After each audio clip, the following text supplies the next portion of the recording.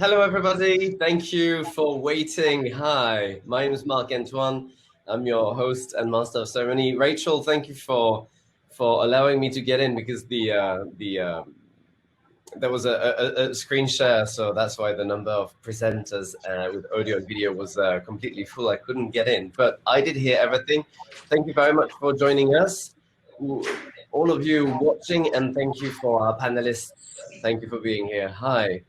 So our moderator today is Michael Wiesenfeld. Michael, are you sharing your screen right now? Yeah. Yeah, perfect. Hi, Michael. How are you? So, the Talent Guys, your co-founder and lead agent. All right, I'll let you introduce your speakers, and I will be moderating the chat. You can directly ask questions to all of our panelists and guests in the chat session right next to the screen, and look forward to all your questions and to listening to our guests. Michael. Perfect. Thank you very much, Marc. Hello, everyone. Thank you for attending this panel on the soccer business in Miami and Florida. We have today a panel of experts and passionate people about soccer, so that should be without a doubt very interesting. I would like to start, it's not in order, but that's going to be the order, with Jurgen Mainka, who I have known for the past 7-8 years, I believe, a little bit more maybe, as the former deputy secretary at Concacaf. And in the last 2-3 years, he's been the former chief business officer for Inter Miami, the MLS team that is owned or co-owned by David Beckham. And he was in charge of several things as far as strategy is concerned, branding, marketing, operations, and much more. And he will talk about that later. We have also another friend, Manuel Montevidoni, that I've known also for sharing the office space for 8 years, I believe, since 2013. And I've been able to see the growth of what they have accomplished. Today he's the CFO of the Paris Saint-Germain Academy in Florida and Paris Saint-Germain Academy USA, as well as of the International Center of European Football that he will discuss. And he's also in charge of the USL2 team called FC Miami City. So, you know, from 2013 to today, they have become a major player in Miami and Florida as far as football is concerned. Another friend of mine that I've known also for, I think, 10 years since I arrived in Miami is my friend Michael Athea, who is a true pioneer. He opened, I think, the first indoor soccer facility here in Miami. He only had one field at the time, and 3-4 years ago, he opened a beautiful facility with 5 fields called URBANSOCCERFIVE. All the star players from all over the world goes there during their vacations when they visit Miami during the summer. Michael is also heading the Olympique Marseille fan club in Miami and in Florida, and he's as such very much in contact with the ownership of Marseille and the fan clubs and all the operations of the team. And so he has a good understanding about on the appetite that a team like Marseille has as far as the US market is concerned. And last but not least, joined with Marc Segarra, which I've known more recently. Marc is the CEO and co-founder of ISL Agency, which helps soccer brands. So by brands, I mean actual brands as well as leagues, federations, and clubs who are interested to grow their business worldwide. But for today, we will only focus on growing the business of these brands in the US and more specifically in Florida. So basically today we are going to cover everything about soccer in Florida, from youth soccer to amateur soccer to professional soccer. And I'm going to let Jurgen start with presenting the key numbers as far as why the US market presents a huge opportunity at every level. Again, youth, amateur, and professional, and then focus on the Florida market. So, as you may see, there is a poll on the right. I don't know if you can all see that, and maybe we can start with that to see where people stand as far as where do you guys think, which of the following markets, do you guys think is the best as far as soccer business opportunities and returns? So interestingly enough, and unlike what we thought was going to be the answer, most people are saying that the US, 55% of the people are saying that the US so far is the market that presents the most opportunities, and they are right, and we're going to see that later.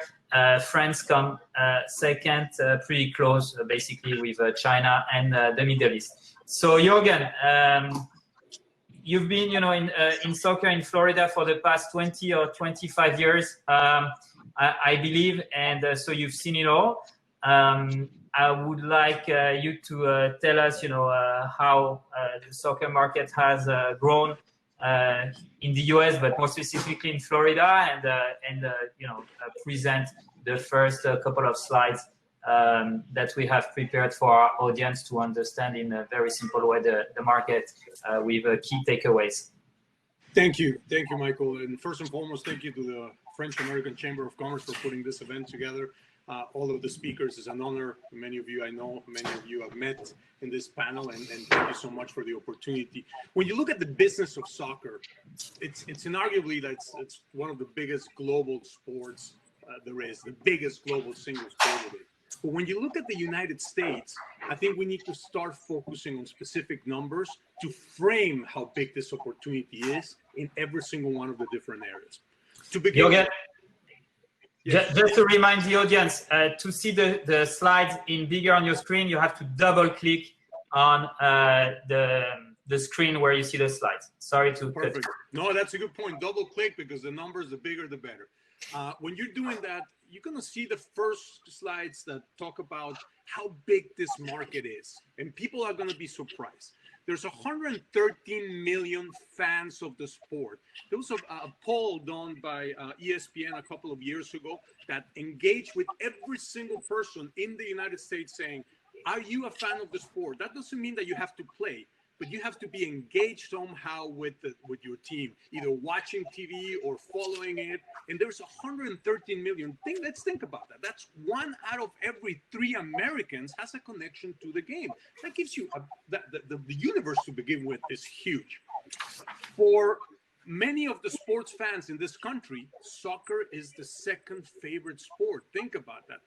The conversion rates from some of those sports fans that might not follow soccer as the first sport, it is their second one. So there's a second chance of opportunity right there. Remember, there's more than 350 million Americans in this country.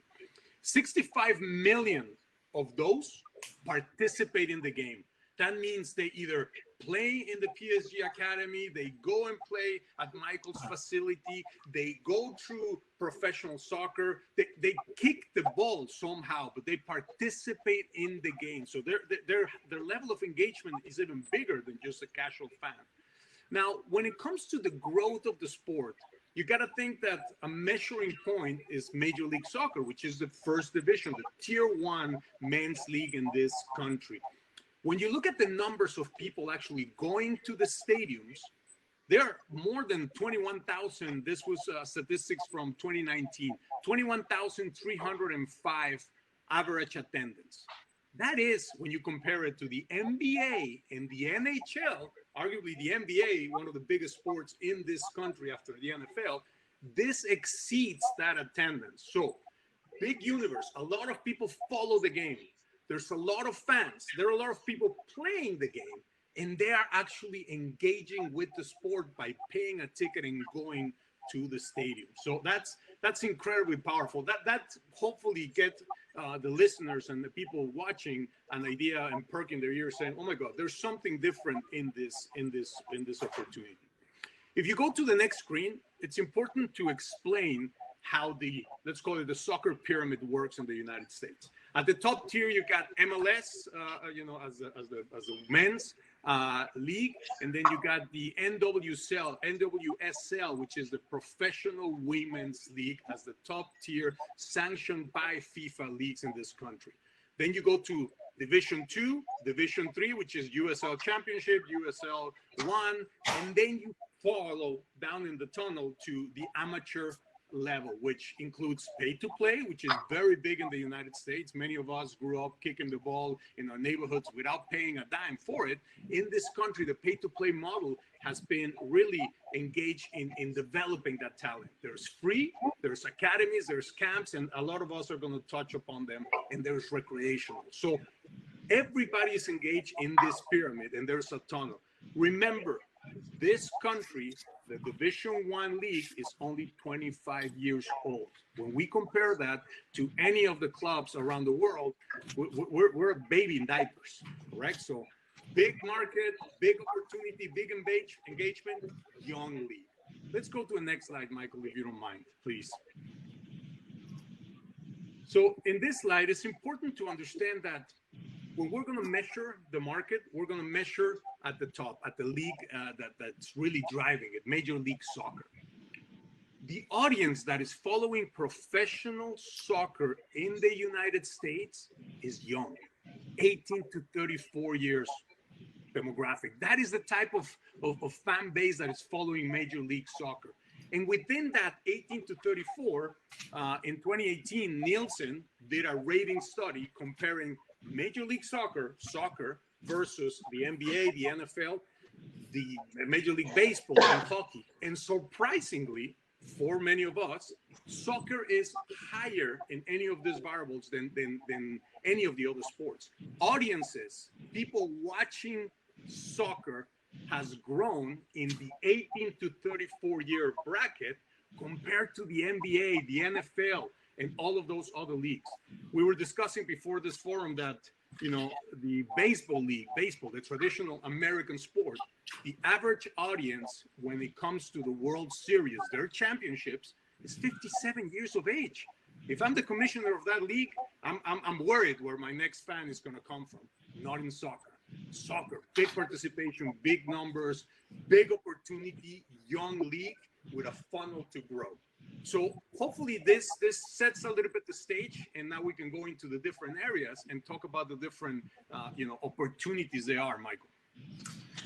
Okay. Thank you very much. It was very insightful. So, for instance, we've been talking about the growth of soccer, the growth in demand for soccer in the country and in Florida. Specifically, Manuel, how have you experienced that growth as far as the youth market is concerned in Miami and Florida in the last 5-7 years, for instance, since you started the PSG academies, which I must remind is the most successful, I think,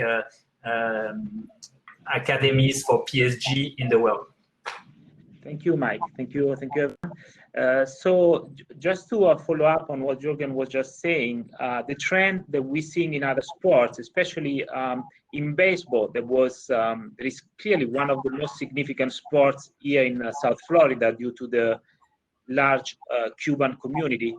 One of the trends that we are seeing is that there are more and more parks and recreation projects to convert these baseball fields into soccer fields. So this is clearly one of the trends that we've been seeing over the last years that we have been developing the academies here in Florida. Really, the sign, political level, there is a recognition that the sports that the kids want to play is not baseball, but it's soccer.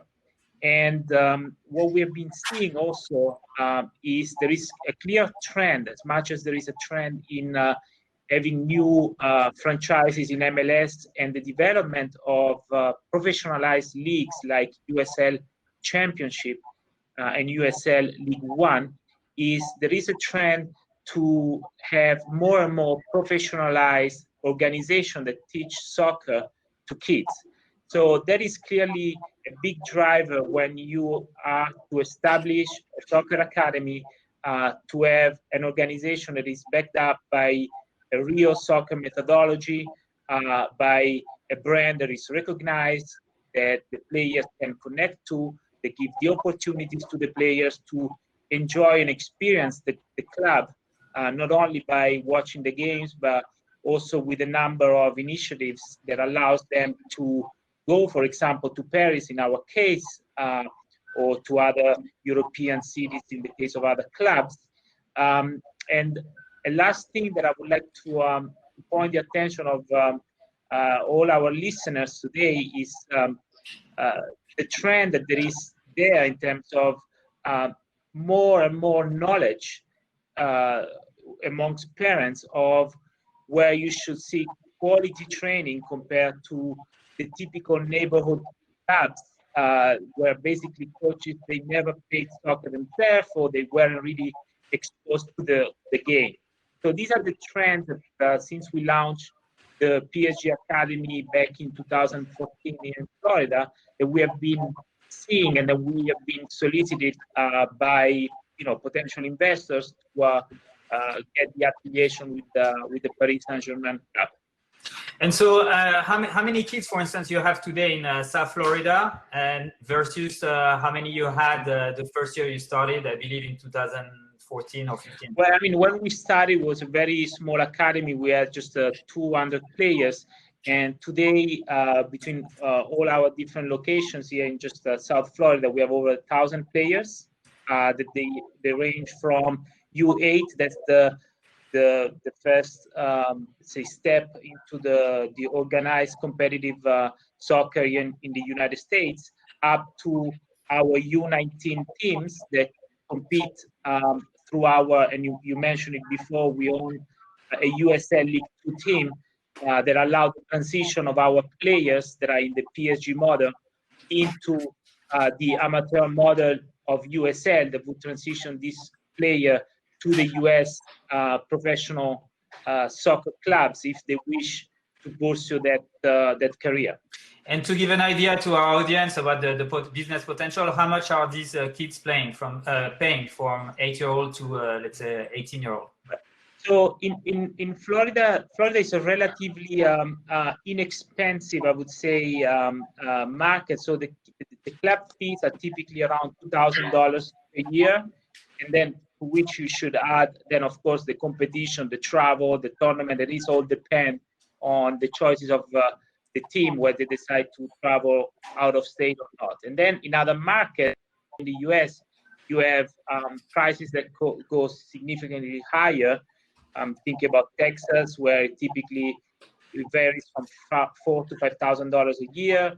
The Chicago area, also due to the climate of the state, that requires a lot of indoor fields. The fees go also in this area. So I would say typically in the US, this is a sport that costs to families, when you include club fees, travel, and tournaments, equipment, and everything, is probably like a $6,000 to $9,000 per year commitment from the financial standpoint.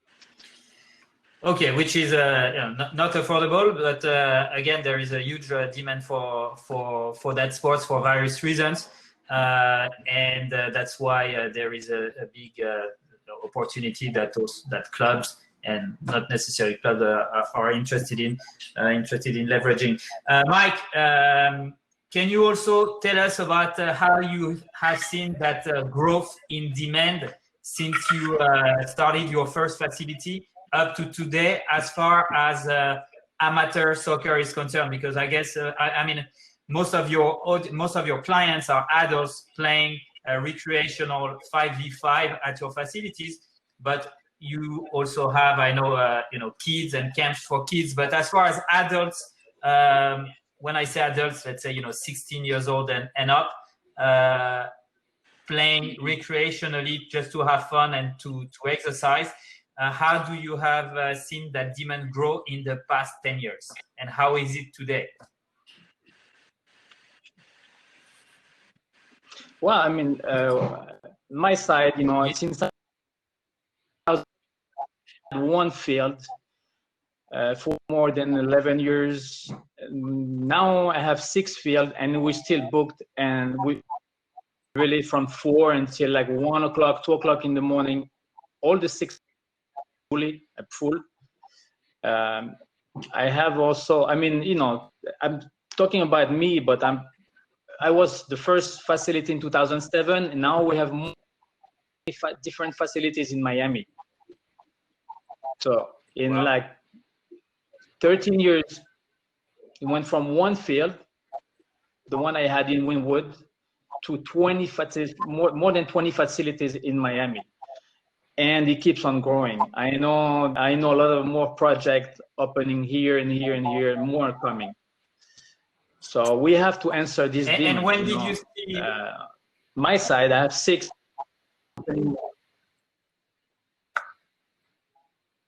Yes. You're planning on. Sorry, you said right now you have 6 fields, and you are planning on opening more. Yeah, I'm planning to opening more, like a little bit north of Florida, Miami. But yeah, it's growing. I have so, all ages. Like really, we're talking about only adults, but okay.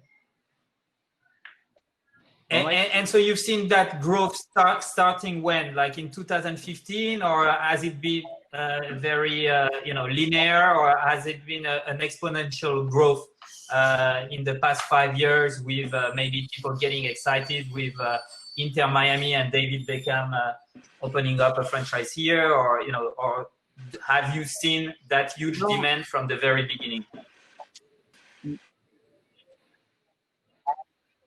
No. From the first beginning, from day one, we had a huge demand, and well, something like kind of like every time there's a big event like the World Cup, we have everything increasing. Like a lot of people, I mean, more people asking to play, and then more kids signing up, more pickup, more. I mean, I have kids 3 years old really to 67. My last picker player is 67 years, comes 4 times a week. So I'm just talking about one person, but we have everybody, men, women, co-ed, and it keeps on growing, and we have to answer this demand. This is big. And now there is one more thing coming up, since I have, I have a futsal hard floor. Yes. Very good. And so what's the percentage of male versus female? Because I know a lot of females are playing at your facility. Let's say 70-30. Okay, which is interesting. Yeah, I'm curious to know what's the numbers in other countries, but I would guess it's less than that. Very, very, very interesting. Marc, you've been also around for the past 10 years, still talking about growth and growth in demand. How do you see that evolve on your end as far as the appetite that clubs, leagues, federations from Europe have as far as implementing themselves in the United States and leveraging that potential that we've been talking about since the beginning of this panel? Thank you, Mike. Well, before I start speaking, I would like to thank for this opportunity to share a panel with all of you, and welcome everybody in the room. And yeah, I mean, I came here with a scholarship. This is something that in the first slide we haven't mentioned. I think taking into account how important is college within this pyramid, it's very important, because a lot of players from MLS are coming from this area, this college opportunity that doesn't exist or is not as developed as in other countries. And after I graduated, we started a company with the idea to help connect the European market with any emerging soccer market. So markets that have the potential to grow, right? And we do this by doing different and offering different services to our brands, players, and leagues, from event management to travel management, talent management, tours and friendlies, and so on, right? So a little bit of what we were discussing here. For the last 5 years, we're happy. We're lucky enough to help FC Barcelona establish their brand here in the US.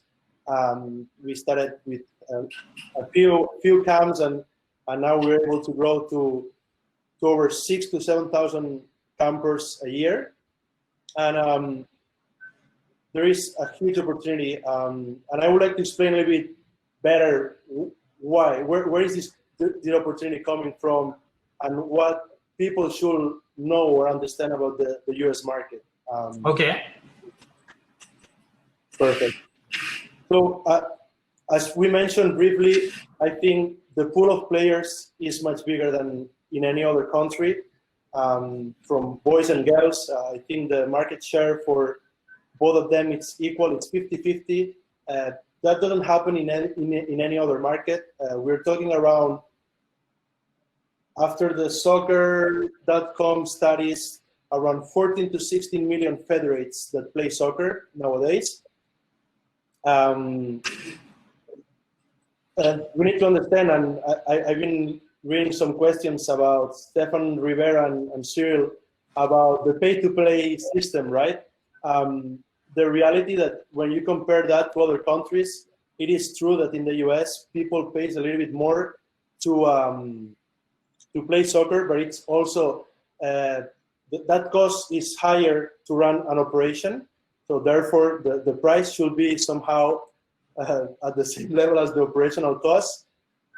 The opportunity here in the US as well is there is no language barrier, right? So when you look at any other market, like it could be the Chinese market, that it's a market with huge growth potential, the Russian market, the Indian market,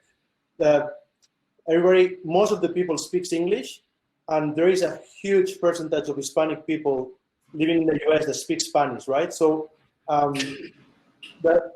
that language barrier that could cause you some troubles when you go into those markets in Asia, for example, that doesn't exist here. Another huge why the US market, most of the clubs and sports organizations are run by a non-profit.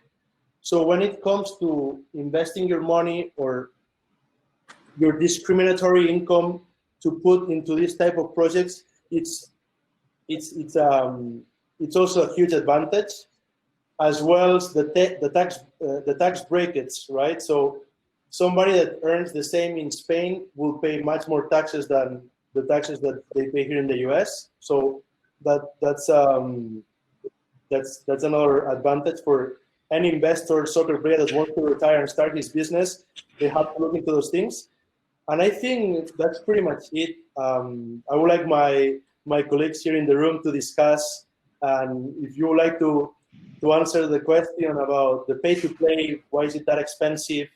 But I usually explain to people, anything you do in life has a cost, right? When you go cut your hair, you have to pay money to cut your hair. If you go to a very good hairdresser, you have to pay a little bit more, right? So that's a little bit what happens here. If you want to play soccer, you have to pay a service, and that service, depending on how good it is, you will pay more or less. That's where you have all these different brands, local clubs, international clubs offering their services, and that's where you have different prices. It has a total different cost running an academy where you have international coaches, where you have to go through a private facility to rent your fields, whether other institutions or local clubs, they can go through the Parks and Rec system. They have very low operational costs. Most of the coaches don't have such as big salaries. So that's a little bit of why people have to pay to play soccer, And I think most of the clubs in the US have a scholarship program where they can help people that don't have the resources to play soccer. So I don't think it's as discriminatory as everybody wants to put it. Okay, so I mean, I was going to address some of the questions at the end, but since we've been talking about the pay-to-play, I would like to have Manuel's feedback on the following. You know, there are millions of kids who have been playing soccer for the past 15 years, and you know, more so in the past 10, I would say. Yet.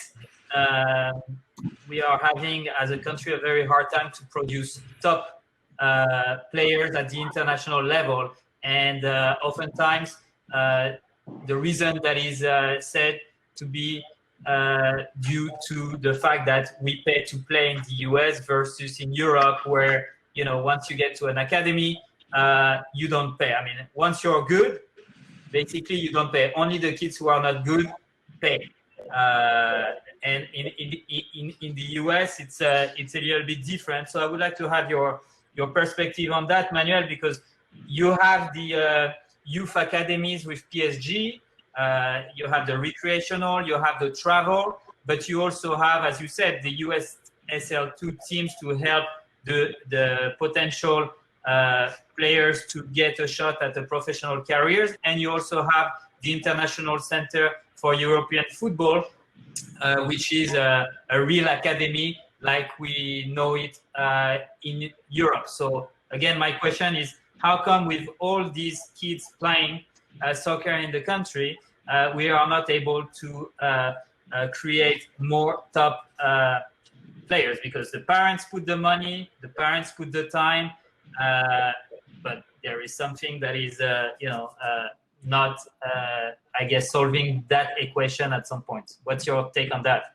Well, I think there is a concourse of different explanations. But if we want to come down to what I think are the key drivers for the results that are not following the investment, as you say, that the families make, I think one of the first reasons is that the professionalized academies, such as, for example, PSG, or also Marc with ISL for FC Barcelona, they really came to the market over the last few years. So they haven't been in this market for a long time. So I think we should give the European academies a number of years to establish the methodology that otherwise is not present in the United States. And it's not a secret to anyone that all the players, the star players that come and play in the US are the former players that played in their end of their career in Europe, transitioning in the US, and the technical staff of the main teams. They all come from a different path, but they basically all come from Europe. So I think one of the reasons clearly is where these kids have learned how to play soccer, regardless of whether they paid to play or they didn't pay to play. That's one key reason. And then clearly is the transition from youth soccer to professional soccer. I think in the United States, if you see kids that are 13, 14 years old, and I'm sure all the panelists here will agree with me, you see a lot of talent in the United States. What was missing until a few years ago was how you transition these kids when they are 15, 16 years old to a real environment where they can become professional players. Because you don't become a professional player by training 3 days a week, for an hour and a half and playing a game on the weekend. You need to have a real professional environment to become a professional player. And that is what clearly was missing, and is it's just the last few years that we have the commitment of the leagues to take the young players into the professional level. So MLS Academy was just started basically last year, was the first season of MLS Academy. The USL has launched an academy project. For example, our club is part of that project, USL Academy for U13, U17, and U19. But again, this is U19 is a brand new project. U13, U17 was launched last year. So I think we have to give the time to the professional leagues to organize the transition from the youth academies to the professional soccer. And in Europe, we know that the professional clubs, they have a lot of relationship with the neighborhood clubs, with the small clubs, and they're able to identify and select the players. So I would say that is clearly something that is happening, and it is a great opportunity today for someone who can start a project in youth soccer, because and Jurgen, maybe you can tell us a little bit about the academy model that is brand new. You need, all MLS teams will need, and all USL teams will need to have a diffused network of youth academies to eventually select these players and bring them in the professional environment. So I think the role of the academies today is much more important than it was in the past, because we clearly have some pathway from youth to professional that have been created by a significant investment that these US organized leagues like MLS and USL are making for the game. And lastly, if we look at our USL League 2 team, all our players, they play for free. So we subsidize all the coaching fees, all the equipment, the transportation. We lodge players that are out of Miami, the Miami area here in Miami, so they're able to live in Miami and pay them like a stipend for their living expenses. So I think clubs are making the right investment to allow the transition from youth to professional. Michael. How many kids? Just 1 second, Jurgen. I was just wondering for Manuel, how many kids do you have in at PSG Academy that do not play? That their expenses are subsidized? I think I would say is around the 5 to 7% they benefit from scholarships. Okay, Jurgen, the floor is yours. Same question. I mean, about the academy, but about the overall reason why maybe we have a hard time producing good players. Why the potential is definitely there and the numbers are definitely there. Well, I want to go back. Thank you so much for that, and I agree with what Manuel was saying and with what Marc was saying in regards to the need for a structure, the need for a pathway. Think about the path of a player. 95% of all of us is never going to make it professional, but for that 5%, you need to build a bridge to go from recreational to semi-pro to professional, and then hopefully to elite player. That's the 1% of all. In this league, Major League Soccer, for 25 years, there was not that much of that infrastructure. Remember, this is a young league. I put it back into baby steps. As Manuel was correctly pointing out, for the last 5-6 years, Major League Soccer, as well as USL, have put an emphasis on academies. And these academies are not competing with the pay-to-play. They are adding to the system so that a player can go from a pay-to-play academy, hopefully now getting scouted in their local market. And I'm going to bring this back to South Florida because it's important. Play for their youth soccer academy under the MLS franchise, and then one day hopefully play for that team here in their own backyard. The Inter Miami Soccer Academy, which is completely free, enrolled 170 kids last year for the first time ever. Before that academy took place, there wasn't a pathway for a kid to play for his own local team. Many of them play for PSG or Barcelona and ended up migrating. I remember those stories that, oh yeah, little Fernandito, he made it great. He went to play to Genoa. Has anybody else seen Fernandito again? No, never, gone, out of pocket, out of mind, but successful somewhere there.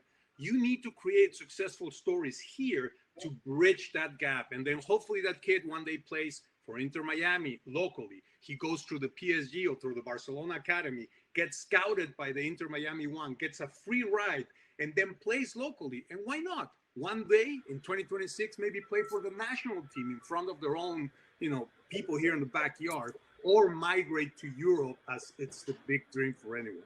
The infrastructure was not there. The infrastructure is now there, as Manuel clearly established. And the investment in players. This league, if I challenge anybody in this forum to tell me 7 years ago, how many players did Major League Soccer export, sell? Alfonso Davies was the first big name, recently for, I don't remember if it was $12-15 million, transfer fee that went to Europe. That didn't happen. We were not a league that was producing local talent to then sell. Right now, the model, the business model, is starting to change from ticketing, sponsorship, television right in Major League Soccer to really now evolving to player development and the player market.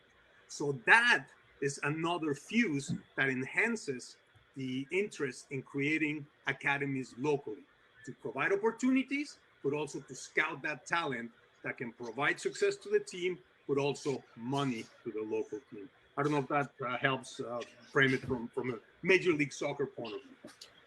Yeah, very, very good.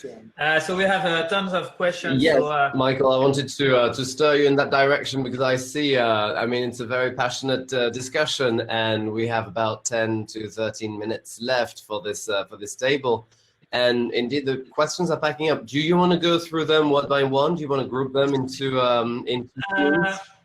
I mean, I read them, so I think there is one or couple that tie to that discussion right now. Mm-hmm.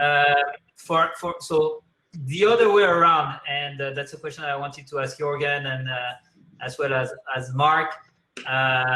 It's a question from Thomas Roche. There are not that many kids, or the question is, do you see a lot of kids coming from Europe to the US? And I guess my perspective is, how come there are not that many European kids playing in MLS, knowing that Europe is extremely competitive for very good young players who are in top academies from top clubs in France, let's say, or elsewhere in Europe, but cannot compete with the talents that are there, and so they don't land a professional contract or have to play in third or fourth division or second division. So there is a huge pool of talents in Europe that are looking to come to the US to play in MLS. But for some reason, my experience, and Jurgen, you can talk about that, and Marc as well. My experience is that MLS is not very receptive to European youth talents for plenty of reasons. And for the past 10, 15 years, my personal conclusion and the conclusion of others was that we were not seeing eye to eye between Americans and Europeans as far as what talent in soccer was about and what was needed to have successful and good football on the field. What do you think about that? So 2 questions. Do you think there will be more European youth talents coming to MLS, and why there hasn't been that many so far? Marc, Jurgen, I would like just to add one thing.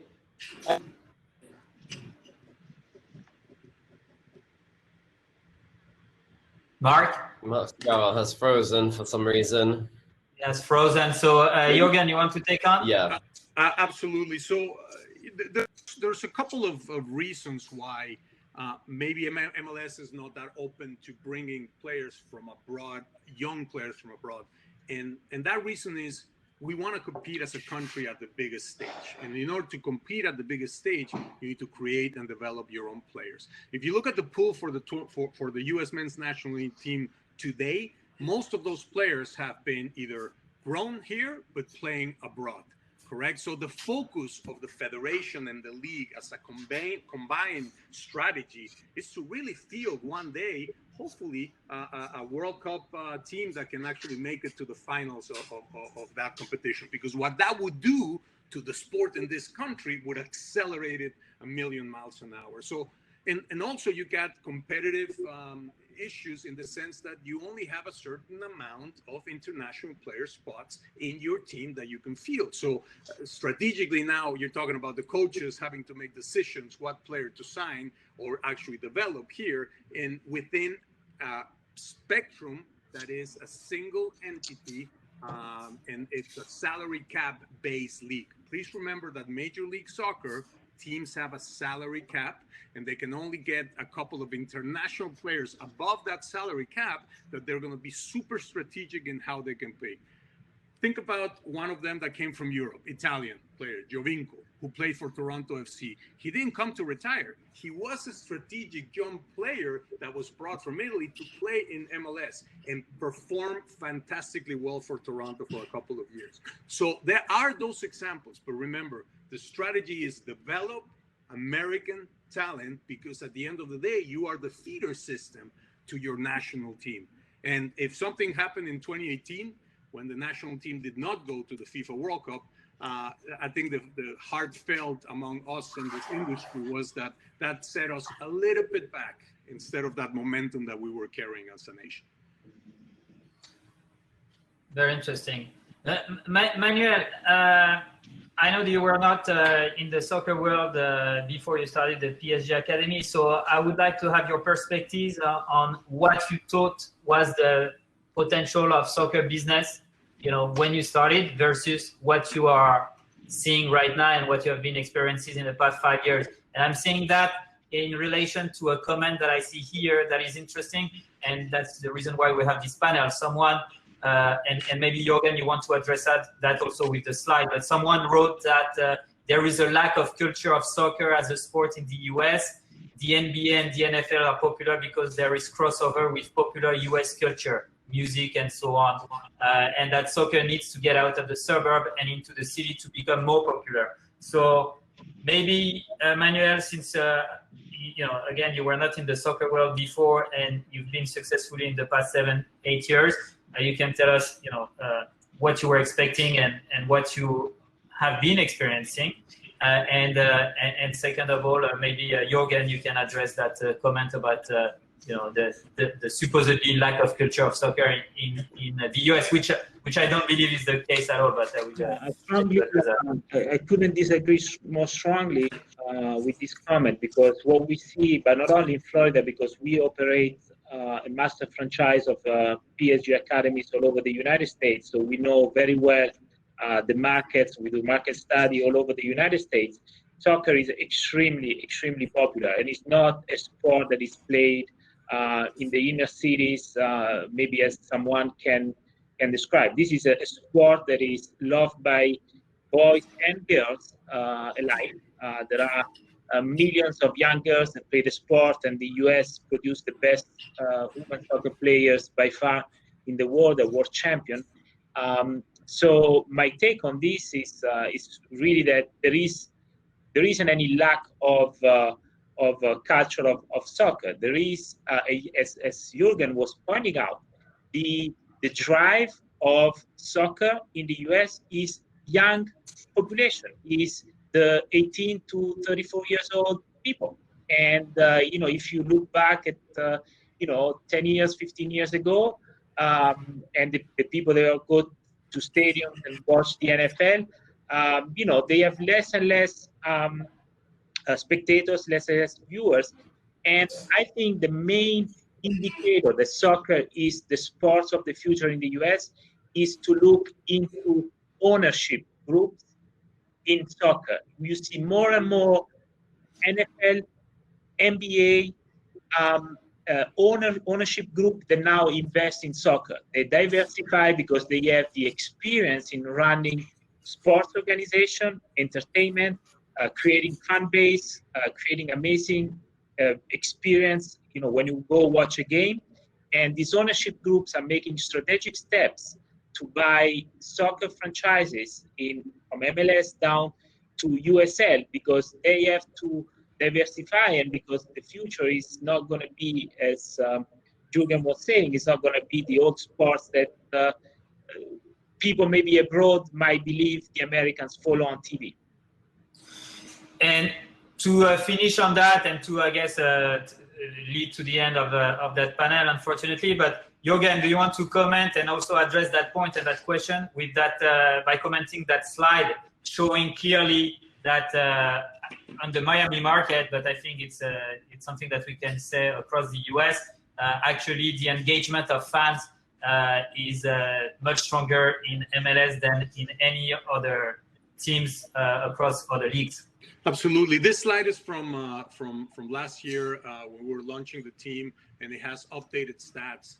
The growth on social media that we have seen when it comes to Inter Miami specifically has been tremendous. It has grown 337%. Imagine that since July of 2019. Again, these numbers are compared to the growth first and foremost. However, as you will know, anybody that is using social media, this is not about how big you are. You can buy those followers. It's how engaged your audience is, meaning what do they do with the interaction and the content that you give them? Do they share it? Do they like it? Do they comment? Do they interact with it? That engagement is what brands pay money for. And I can tell you today, Inter Miami, a team that has yet to open their stadium, the stadium that we built in Fort Lauderdale, to fans because COVID-19 shut us down. They're already playing. Tonight they play. However, there's no fans.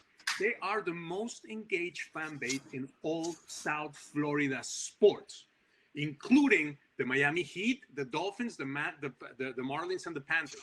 When you compare the engagement of that fan base, it skyrockets when it comes to Inter Miami.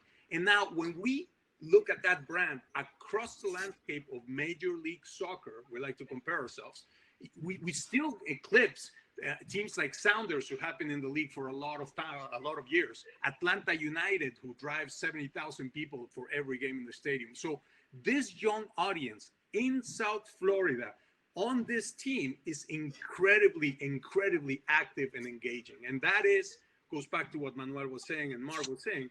That shows you what the future looks like. That shows you how the way we do business in the sport of soccer is going to evolve drastically from ticket packages, stadium branding, to truly engagement with the fans at a level that has never been seen. And that's no coincidence that the franchise, the cost of an MLS franchise is now playing in the same ballpark as, for instance, the National Hockey League, the NHL, which has been around for decades, and is slowly but surely heading toward NBA and maybe NFL territories. A franchise in 2004 was $10 million, and today a franchise is valued around $300 million. So that speaks a lot as far as the potential is concerned. Marc, I know you disappeared when you had a chance to talk, so I'm going to give you this one in a very quick answers. What are the top 3 things that your clients, whether leagues, clubs, are looking at in the United States? The reason why they want to be in the United States, is it because they want to have higher TV rights because of having a growing audience that will give them more money on the TV right point of view? Is it because of sponsors? Is it because of long-term fan base that you can today conquest because the parents are kind of virgin of any team affiliation, so it's easier to grab? Like, for instance, Mike Athea is a fan of Marseille. There is no way his kid is not going to be a fan of Marseille, while an American here doesn't really have an affiliation to any club, and therefore their kids are up for grab for anyone who would spend the marketing budget to get them. So let us know, please, what are the top 2-3 things that your clients are looking for here in the US? So Marc, we can't hear you. You should maybe hit the button of unmuting yourself. I'm not sure. Sorry. Sorry, the internet went down. Now the problem with the microphone. No, but Michael, you mentioned most of them, but I just wanted to address also the question about the culture. I think the culture of soccer in the US is very diversified and has been on the build for the last 3, 4, 5 decades, and the advantage that we're having now is that a kid that is playing soccer right now, his grandparent already plays soccer, right? And when this kid that is currently playing right now soccer becomes a parent and he has his kid playing, then everything is going to change completely, because then is when the soccer culture will be completely solidified. So that's the only point I wanted to say, that's important. It's a very, very young sport still. It's been on the build for a very, very long time, but now it's a matter of like, I've seen my dad playing soccer, I want to become like my dad, and that didn't happen before, and it's happening. So that's just on that, and on the topic that you say, why European clubs want to enter the US market. First of all, because the number of consumers, I mean, for FC Barcelona, for PSG, for any international club, being able to reach the US market means being able to reach a lot of people. And these people means some sort of income, Also strategically, I mean, the Spanish league is not the best example on the TV rights thing, but if you are able to put your games in front of the people, your sponsorship numbers, your marketing assets, your engagement will just drastically change, and it will have a very positive impact. And also because the opportunity to build different businesses besides the ones that they already have in place, being able to open academies, camps, trips, fan clubs, affiliation programs, all these type of programs are programs that suppose an extra income for the club as well. And that turns into being able to have a bigger budget to sign better players. And what I wanted to say when I cut myself before about the European players coming to just play in America, I think the focus should be how we can make the American players better, and that should be the focus, And I think it didn't work very well for the last years. I think it's changing now, but you have a lot of associations within the youth system. Everybody that starts playing soccer with a parent being coach. Just imagine myself trying to teach you English. What will happen? Your English will be pretty bad, it will be broken. It will be good to go on a club and have a conversation, but it wouldn't be good to teach you properly English, right? So that's what happened. The base has been this, and when you have somebody teaching you that from the very young age, then it's very difficult to make that change, and we have to take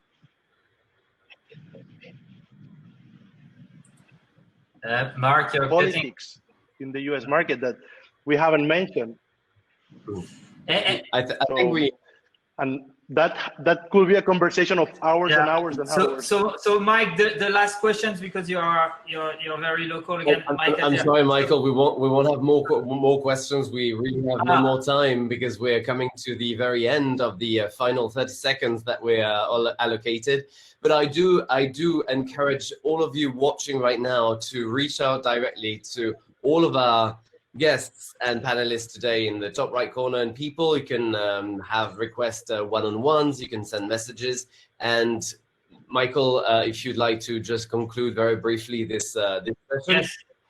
Thank you everyone, to my friends panelists to take part of this online session today. It was very informative, very passionate. I wish we had 2 hours. I see a lot of people joined us throughout the session, so I see many questions that unfortunately we didn't have a chance to address, but feel free to ask them. If you need to have, if you like to have a copy of that deck presenting the US market as far as soccer, please reach out to me or anyone, and we'll be happy to send it to you. Yes, at the end of the day, Miami, is a hot market for soccer. I think David Beckham has helped to fuel that, obviously, and at least bring some attention more than before. And the perspective at every level are big, and I hope that's what we have conveyed here today in that panel, whether you are in youth soccer, whether you want to focus on the amateur market, whether you're a pro team or whether you are a former athlete. I know there are a couple of former athletes here who are interested to join in some capacity a job in the US market to start a new adventure. There is definitely room for that here.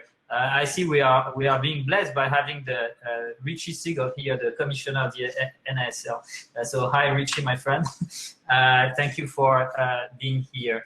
Thank you, everyone, and maybe we can have another session another time. It was very interesting. A very passionate session. Thank you very much for watching. Right now, we will start a new session about luxury retail. Do join us. It's in sessions right in the left hand side of your screen. And meanwhile, do network, do reach out to all of our guests and attendees in networking, in people, and in the expo booths. You will meet all of our sponsors. Thank you, Michael. Thank you, all of you, for being here, and I'll see you in the next session.